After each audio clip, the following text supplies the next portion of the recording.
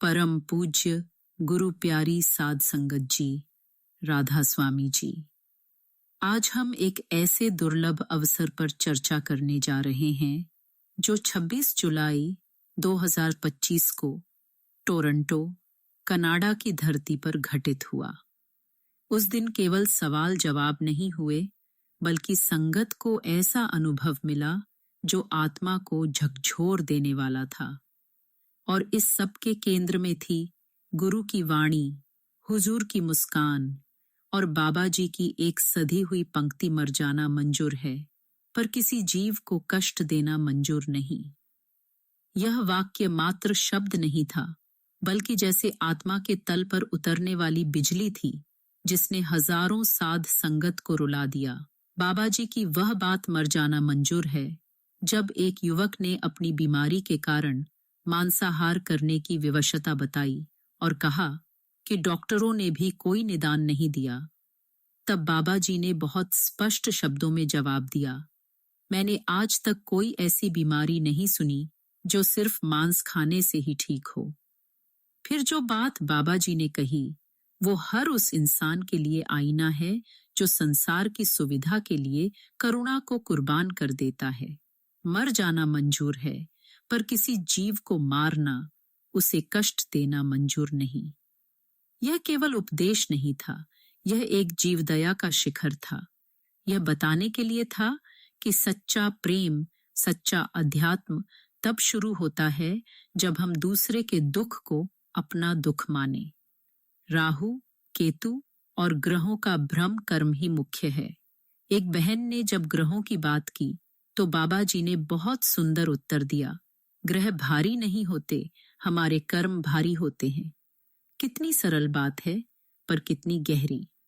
आज लोग अपनी विफलताओं, दुखों का कारण ग्रहों को देते हैं, मगर संत कहते हैं कि जो बोया है वही काटोगे।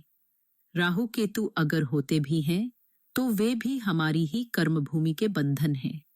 हम अपने ही किए में फंसे हुए हैं। भजन सिमरन करते समय गुरु की तस्वीर किसकी रखें? बहन ने फिर पूछा। भजन करते समय बाबा जी किसकी तस्वीर रखूं, आपकी या हुजूर जी की? बाबा जी ने मुस्कुराते हुए जवाब दिया, तो अब माथे पर कभी राहु, कभी केतु, कभी शनिदेव, अब हुजूर जी को बैठाओगे? और उसी समय हुजूर जी ने हाथ से इशारा करते हुए कहा, भजन करते समय बाबा जी की तस्वीर रखें। इसमें कोई तुलना नहीं थी, केवल मार्गदर्शन था कि वर्तमान में जो मार्ग दिखा रहा है उसे ही अपनी आंखों के सामने रखो ताकि ध्यान एकाग्र हो सके। संसार के रिश्ते छूट जाते हैं, गुरु का साथ नहीं। एक विधवा बहन ने जब दर्द भरे स्वर में पूछा, जब जीवन में सब छूट जाते हैं तो गुरु साथ कैसे निभाते हैं? बाबा जी ने ऐसा उत्तर दिया जो हर टूटे दिल के लिए मरहम बन सकता है।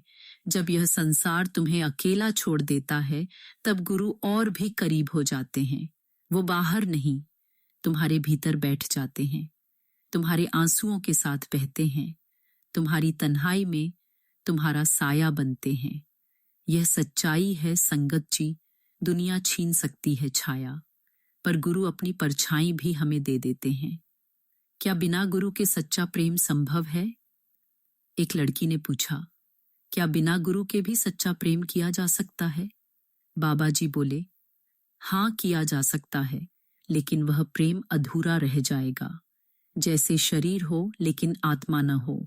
गुरु प्रेम को पूर्णता देता है, दिशा देता है। यह बात हर उस प्रेमी को समझनी चाहिए जो जीवन में आध्यात्मिक ऊंचाई तक जाना चाहता है। शादी करूं या न करूं? बाबा जी से एक युवा का सवाल। युवक ने जब पूछा, बाबा जी शादी करूं या नहीं? बाबा जी ने मुस्कुराते हुए जवाब दिया, जिन्होंने की वो भी पछता रहे हैं और जिन्होंने नहीं की वो भी। तो कर लो, और जो पछताना है आराम से कर लेना।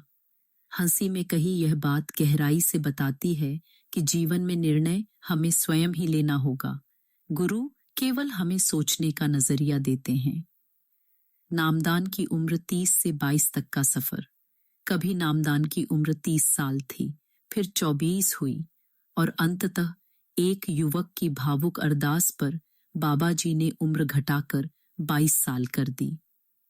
नामदान कोई साधारण दीक्षा नहीं, यह जीवात्मा को परमात्मा से जोड़ने की प्रक्रिया है।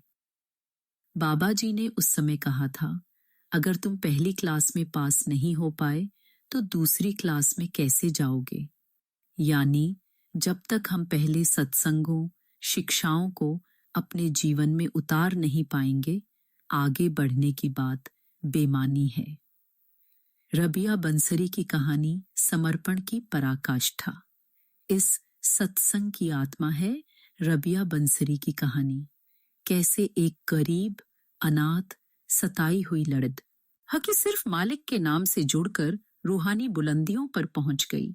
उसका प्रेम इतना पवित्र था कि दुख, भूख, अपमान सब उसे रोक नहीं पाए। जब दुनिया ने उसे छोड़ा, मालिक ने उसका हाथ थामा थी। जब उसने रोकर पूछा, क्या तू मुझसे रूठ गया है?